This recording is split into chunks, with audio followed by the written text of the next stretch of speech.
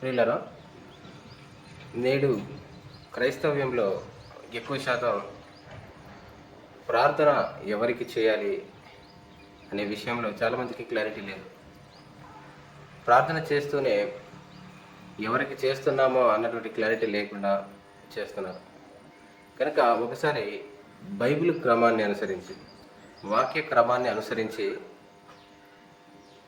ప్రార్థన ఎలా చేయాలి, మన ముందున్నటువంటి భక్తులు, మన విశ్వాసుల యొక్క చరిత్ర ఎలా ఉందో ఒకసారి మనం ఆలోచిద్దాం. ఎందుకంటే మొదటి నుండి, ప్రారంభంలో నుండి ప్రార్థన ఎలా చేశారు, భక్తుల యొక్క ప్రార్థనకు నేడు క్రైస్తవులు చేస్తున్నటువంటి ప్రార్థన క్రమానికి ఏమైనా వ్యత్యాసం ఉందా అనే విషయాలు మనం ఒకసారి పరిశీలిద్దాం. అయితే ఎవరికి మొదటి నుండి ప్రార్థన చేశారు, భక్తులు మొదటి నుండి ఎవరికి ప్రార్థన చేశారు ఒకసారి మనం ఆలోచిద్దాం. ఆదికాండము 25వ అధ్యాయము 21వ వచనం. ఇస్సాకు భార్య గుడ్రాలు గనుక అతడు ఆమె విషయమై యెహోవాను వేడుకొనెను. అంటే ఇస్సాకు ఎవరికి ప్రార్థన చేసినట్టుగా ఇక్కడ కనబడుతుంది అంటే యెహోవాకు ప్రార్థన చేశాడు. గనుక యెహోవాను వేడుకున్న తర్వాత యెహోవా అతని ప్రార్థన వినేను కనుక అతని భార్య అయిన రిబ్కా గర్భవతి ఆయను అంటున్నాడు. చూసారా, అంటే ఇస్సాకు చేసినటువంటి ప్రార్థన జవాబు వచ్చింది.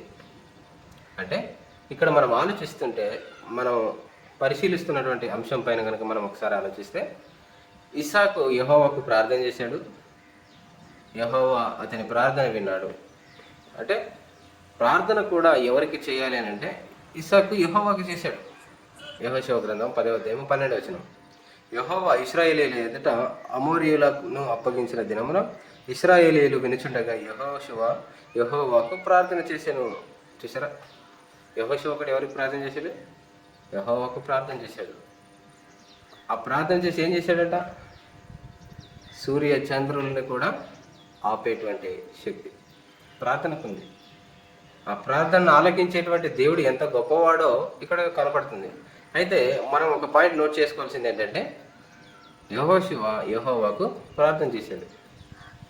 అప్పుడు యెహోవా రాత్రి యందు సొలొమోనుకు ప్రత్యక్షమై ఇలాగూ సెలవిచ్చాను, నేను నీ విన్నపమును అంగీకరించి ఈ స్థలమునకు నాకు బలులు అర్పించు మందిరముగా కోరుకుంటుని. వాన కురియకుండా నేను ఆకాశమును మూసివేసినప్పుడే కానీ, దేశమును నాశనము చేయుటకు విడుదలను సెలవిచ్చినప్పుడే కానీ, నా జనుల మీదకి తెగులను రప్పించినప్పుడే కానీ, నా పేరు పెట్టబడిన నా జనులు తమ్ము తాము తగ్గించుకొని ప్రార్థన చేసి నన్ను వెదికి తమ చెడు మార్గములను విడిచిన ఎడల ఆకాశము నుండి నేను వారి ప్రార్థనను విని వారి పాపమును క్షమించి వారి దేశమును స్వస్థపరచుదను. ఈ స్థలమందు చేయబడు ప్రార్థన మీద నా కనుదృష్టి నిలుచును, నా చెవులు దానిని ఆలకించును అంటున్నాడు. చూసారా ప్రియులరా, అంటే సొలొమోనుకు దేవుడు చెప్తున్నాడు అనమాట. అంటే నా జనులు ఏ శ్రమలలో ఉన్నా, ఏ బాధల్లో ఉన్నా నాకు మొరపెడితే నేను వారి ప్రార్థనను ఆలకిస్తాను అని చెప్పాడు. అంటే ప్రారంభం నుండి కూడా భక్తులు ఎవరికి ప్రార్థన చేశారు? దేవునికే కదా, యెహోవాకే కదా ప్రార్థన చేసింది. అయితే ఇప్పుడు యేసు ప్రభువుని కూడా ఆలోచించాలి కదా. యేసు ప్రభువు కూడా మనకు ఏమని బోధించాడు? మనకందరికీ చాలా సుపరిచితమైనటువంటి వాక్యమే ఇది. మత్తయి సువార్త 6వ అధ్యాయము 6వ వచనం. నీవు ప్రార్థన చేయనప్పుడు నీ గదిలోనికి వెళ్ళి తలుపు వేసి రహస్యమందున నీ తండ్రికి ప్రార్థన చేయము అంటున్నాడు. అంటే వచ్చిన ఆయన తండ్రి కాదా అంటే కాదు. తండ్రి పంపగా వచ్చినటువంటి వాడే యేసుప్రభు. కాబట్టి యేసుప్రభు బోధిస్తున్నాడు, నేర్పిస్తున్నాడు శిష్యులకి ఎలా ప్రార్థన చేయాలి అంటే, నీవు ప్రార్థన చేసేటప్పుడు ఎలా ఉండాలి? నీ గదిలోనికి వెళ్ళి తలుపు వేసి రహస్యమందున నీ తండ్రికి ప్రార్థన చేయమంటున్నాడు. చూసారా, అంటే యేసుప్రభు ఏం బోధిస్తున్నాడు? తండ్రికి ప్రార్థన చేయి అంటున్నాడు. తర్వాత అప్పుడు రహస్యమందు చూచి నీ తండ్రి నీకు ప్రతిఫలం ఇచ్చును అంటున్నాడు. ఈరోజు ప్రార్థనలకు జవాబు రాకపోవడానికి గల కారణం ఏంటో తెలుసా? ఎవరికి చెయ్యాలో తెలియకుండా, ఒక క్లారిటీ అనేది లేకుండా ఉన్నారు క్రైస్తవులు. కనుక ప్రార్థన ఎవరికి చేయాలని ప్రభువు చెప్తున్నాడు ఇక్కడ? రహస్యమందు చూచున్న నీ తండ్రికి ప్రార్థన చేయి, అప్పుడు ఆయన నీకు ప్రతిఫలము ఇచ్చెను అంటున్నాడు. తర్వాత 9వ వచనంలో కూడా ఏమన్నాడు? కాబట్టి మీరు ఇలాగ ప్రార్థన చేయండి, పరలోకమందున్న మా తండ్రి అంటున్నాడు. చూసారా, ఎందుకు ఈయన మా తండ్రి మా తండ్రి పరలోకమందున్న తండ్రికే ప్రార్థన చేయండి అనేసి ఎందుకు అంటున్నాడు అంటే, ఈయన కూడా కుమారుడే కదా, ఈయన దేవునికి కుమారుడు కదా, ఈయన దేవుని కుమారులలో జ్యేష్ఠుడు కదా. ఈయన ఆచరిస్తున్నది ఏంటి? మత్తయి సువార్త 26వ అధ్యాయము 36వ వచనం. అంతటి యేసు వారితో కూడా గెత్సేమనే అనబడిన చోటికి వచ్చి, నేను అక్కడికి వెళ్ళి ప్రార్థన చేసి వచ్చు వరకు మీరు ఇక్కడ కూర్చుండడని శిష్యులతో చెప్పి అంటాడు. అంటే ప్రభు అయిన యేసుక్రీస్తు ఏమంటున్నాడు? నేను అక్కడికి వెళ్ళి ప్రార్థన చేసి వస్తాను. ఎవరికి ప్రార్థన చేసి వస్తానంటున్నాడు? ఎవరికి ప్రార్థన చేశాడు యేసుప్రభు అప్పటి వరకు? కాబట్టి ఇక్కడ కింద అలాగే చదువుకుంటూ వెళ్తే 39వ వచనంలో, కొంత దూరం వెళ్ళి సాగిలపడి, నా తండ్రి, సాధ్యమైతే ఈ గిన్నె నా యొద్ద నుండి తొలగిపోనిమ్ము, అయినను నా ఇష్ట ప్రకారం కాదు, నీ చిత్త ప్రకారమే కానిమ్మని ప్రార్థించాను. చూసారా, అంటే యేసు ప్రభు ఏమంటున్నాడు? తండ్రికి ప్రార్థన చేస్తున్నాడు. అంటే 6వ అధ్యాయంలో ఏ విషయాలైతే చెప్పాడో అది తను పాటిస్తున్నాడు. రహస్యమందు చూచుచున్న తండ్రికి యేసు ప్రభు ప్రార్థన చేస్తున్నాడు. కాబట్టి ఆయనకు ఇప్పుడు శోధనకు నిలబడాల్సి వచ్చేది. ఆయన శిలువ మరణం బహు సమీపంగా ఉంది. కాబట్టి అందు విషయమై దేవునికి ప్రార్థన చేస్తున్నాడు యేసు ప్రభు. గనుక ఏమంటున్నాడు? నా తండ్రి అంటున్నాడు, ప్రార్థన చేస్తున్నాడు దేవునికి. యోహాను సువార్త 11వ అధ్యాయము 41వ వచనం. అంతటా వారు ఆ రాయి తీసివేసిరి. యేసు కన్నులు పైకెత్తి, తండ్రి, నీవు నా మనవి వినినందున నీకు కృతజ్ఞతాస్తుతులు చెల్లించుచున్నాను అంటున్నాడు. చూసారా, అంటే ఎవరి మనవి ఎవరు విన్నారు?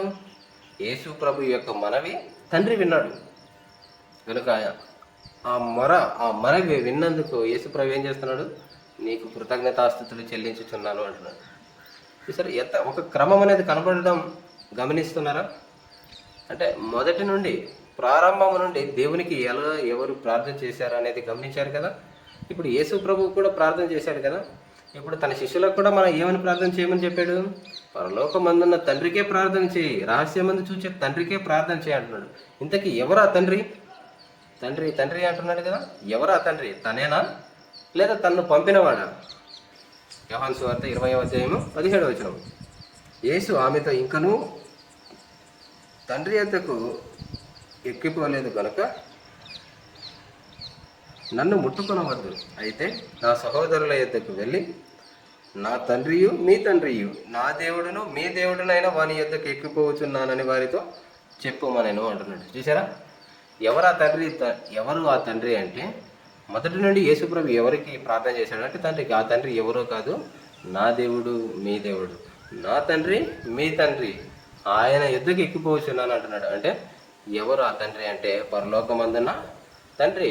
ఏ తండ్రి అయితే సాక్ష్యం ఇచ్చాడు, ఈయనే నా ప్రియ కుమారుడు అని, ఆయనే. ఎవరైతే ఆయన ఈ లోకానికి పంపారో ఆయనే పరలోకమందున్న తండ్రి. అంటే భూమి మీద ప్రతి మానవుడు కూడా, అంటే భూమి మీద విశ్వాసి అయినటువంటి ప్రతి ఒక్కరు కూడా దేవునికి ప్రార్థన చేసినట్టుగా బైబిల్లో కనబడుతుంది. కాబట్టి ఇప్పుడు యేసు ప్రభువు కూడా దేవునికి ప్రార్థన చేశాడు. మరి మనం ఎక్కడ, దేన్ని బట్టి యేసు ప్రభువుకు ప్రార్థన చేస్తున్నారు నేటి క్రైస్తవులు? ఏ క్రమాన్ని అనుసరించి యేసు ప్రభువుకు ప్రార్థన చేస్తున్నారు నేటి క్రైస్తవులు? ప్రార్థన చేయమన్నది తండ్రికి కదా. కనుక మీరు నా నామమును ఏది అడుగుతారో తండ్రిని, అది ఆయన మీకు ఇస్తాడని చెప్పాడు కదా. యేసు ప్రభువు తండ్రికి ప్రార్థన చేస్తే మనం యేసు ప్రభువుకు ప్రార్థన చేయడం ఏంటి విడ్డూరంగా? యేసు ప్రభువు చెప్పినటువంటి బోధన మనం అనుసరిస్తున్నావా? కనుక ప్రియులను ఒకసారి ఆలోచించండి, ఎందుకు యేసు ప్రభువును ఫాలో కాలేకపోతున్నాం మనం? ఎందుకంటే ప్రార్థన చేసేటువంటి విషయంలో కూడా మనం యేసు ప్రభువును అనుసరించడం లేదనేది చాలామందికి తెలియడం లేదు. కనుక ఒక మాట చూద్దాం. పేతురు పత్రిక 2వ అధ్యాయం 21వ వచనం. క్రీస్తు కూడా మీ కొరకు బాధపడి మీరు తన అడుగు జాడల యందు నడుచుకున్నట్లు మీకు మాదిరి ఉంచిపోయాను అంటున్నాడు. చూసారా, అంటే తన అడుగు జాడలు ఎలాంటివి అంటే ఆయన బ్రతికిన విధానం, ఆయన ప్రార్థన జీవితం, ఆయన పరిచర్య, ఆయన యొక్క మనస్సు. ఆయన మాదిరి అంటే అన్ని విషయాలు, ఎన్ని విషయాల్లో చూసుకుంటారు, ఏ రకంగా చూసుకుంటారు? ధర్మశాస్త్రాన్ని నెరవేర్చడంలోన, తండ్రి మాటకు లోబడడం వలన, విధేయతను చూపించడం వలన, ప్రేమ చూపించడం వలన, పరిచర్య చేయటం వలన. ఏమండి, గురువుగా ఆయన తన శిష్యుల పాదాలు గడిగాడు కదా. ఏ రకంగా చూసినా ఆయన మనకు మాదిరిగా ఉన్నాడు. అలాంటప్పుడు ప్రార్థన విషయంలో కూడా మాదిరిగా ఉన్నాడు అని ఎందుకు అనుకోకూడదు క్రైస్తవులు? ఎందుకు యేసు ప్రభువుకు ప్రార్థన చేయమని ఏ ఆధారంతో యేసు ప్రభువుకు ప్రార్థన చేస్తున్నారు ఆలోచించండి. కనుక ఒక్కసారి మనం ఆలోచిస్తాం. ఎందుకంటే యేసు శరీరంలో ఉన్నాడు కనుక ఆయన దేవునికి ప్రార్థన చేశాడు అని అంటారు తెలివైన వాళ్ళు. యేసు శరీరంలో ఉన్నాడు కనుక దేవునికి ప్రార్థన చేశాడు. కానీ వాస్తవానికి ఆయన దేవుడు, ఆయనకు కూడా ప్రార్థన చేయొచ్చు అని అంటే నువ్వు కూడా శరీరంలోనే ఉన్నావు, నువ్వు కూడా ఎవరికి ప్రార్థన చేయాలి? ఎందుకంటే యేసు ప్రభు మనకు మాదిరి కదా. ఆయన శరీరంలో ఉన్నప్పుడు దేవునికి ప్రార్థన చేశాడు. నువ్వు నేను ఈరోజు మనమందరం శరీరంలో ఉన్నాం, మనం ఎవరికి ప్రార్థన చేయాలి? దేవునికే కదా. ఆలోచించండి. అందుకనే కేవలం ప్రార్థనే కాదు, మనం ప్రతిదీ కూడా దేవునికి స్తుతులు, స్తోత్రాలు తండ్రికే చెల్లించాలి. కృతజ్ఞత స్తుతులు కూడా తండ్రికే చెల్లించాలి. అందుకనే లాజరు ఉన్నటువంటి సందర్భంలో, అంటే లాజరుని సమాధుల నుండి తిరిగి బ్రతికించేటువంటి ఆ యొక్క ప్రక్రియలో యేసు ప్రభు యొక్క ప్రార్థన ఎలా ఉందంటే, తండ్రి నా మనవి వినినందున నీకు కృతజ్ఞతాస్తుతులు చెల్లించుచున్నాను అంటున్నాడు. అంటే యేసు ప్రభు కూడా ఎవరికి కృతజ్ఞతాస్తుతులు చెల్లించాడు? దేవునికి. ఆయన యొక్క రొట్టె ఎత్తుకొని ఎవరికి కృతజ్ఞతాస్తుతులు చెల్లించాడు? దేవునికే. కనుక ప్రియులారా, ప్రతి సందర్భంలో చూసిన దేవునికే కృతజ్ఞతాస్తుతులు, దేవునికే ప్రార్థన చేశాడు. కనుక మనం కూడా ఏమి చేసినా దేవునికి చేయాలి, మన ప్రభు అయిన క్రీస్తు ద్వారా చేయాలి. ఎందుకంటే ఒక విషయం మనకు చెప్పాడు. ఎందుకంటే యేసు ప్రభు యొక్క జీవితాన్ని మనం మాదిరిగా పెట్టుకోవాలి. కనుక యేసు ప్రభువుని అలాగని ఇగ్నోర్ చేయాలని అంటే నో. దేవుడు యేసుక్రీస్తు ద్వారానే కదా సమస్తాన్ని జరిగించాడు. సమస్తాన్ని యేసుక్రీస్తు ద్వారానే జరిగేస్తాడు ఇక ముందట కూడా. ఆయన రాకడతోనే ప్రతిదీ పొడపడే ఉంది. కనుక ఒకసారి ఆలోచిస్తే కనుకనే ఏమంటున్నాడు? ఎఫెసీ పత్రిక 5వ అధ్యాయము 20వ వచనం, మన ప్రభు అయిన యేసుక్రీస్తు పేరట సమస్తమును గూర్చి తండ్రి అయిన దేవునికి ఎల్లప్పుడూ కృతజ్ఞతాస్తుతులు చెల్లించుచు క్రీస్తునందలి భయముతో ఒకనికొకడు లోబడి ఉండడి అంటున్నాడు. చూసారా? ఏమంటే ఈ మాట మనకు అర్థమవుతుందా? మన ప్రభు అయిన యేసుక్రీస్తు పేరట, మన ప్రభు అయిన యేసుక్రీస్తు పేరటనే ప్రార్థన చేయాలి. మన ప్రభు అయిన యేసుక్రీస్తు పేరటనే కృతజ్ఞతాస్తుతులు చెల్లించాలి దేవునికి. కానీ ఇక్కడ మెయిన్ పర్సన్ దేవుడు కనుమరుగవుతున్నాడు. ఎవరికి ప్రార్థన చేయాలో వాళ్ళకి ప్రార్థన చేయకుండా, ఎవరి ద్వారా ప్రార్థన చేస్తున్నారో వారికే డైరెక్ట్గా, అంటే ఉదాహరణకి ఎలా ప్రార్థన చేస్తున్నారు? తండ్రి యేసయ్యా దేవా అంటున్నారు. మరలా ప్రార్థన ముగించేది యేసుక్రీస్తు నామములో ఈ ప్రార్థన అడుగుతున్నాము అంటారు. ఈ మధ్యలో ఇంకా భయంకరంగా ఏమంటే త్రియేక దేవుని నామములో.